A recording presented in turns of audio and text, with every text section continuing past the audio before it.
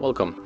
If you want to change function of the volume button in your camera on ZTE Axon 11 5G, for the first you have to open camera, then tap on the left corner to enter the settings.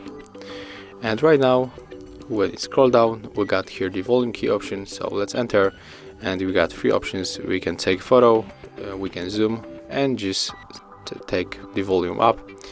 So I'm going to switch it for the zoom, and right now when we tap on the volume up button, we can zoom in.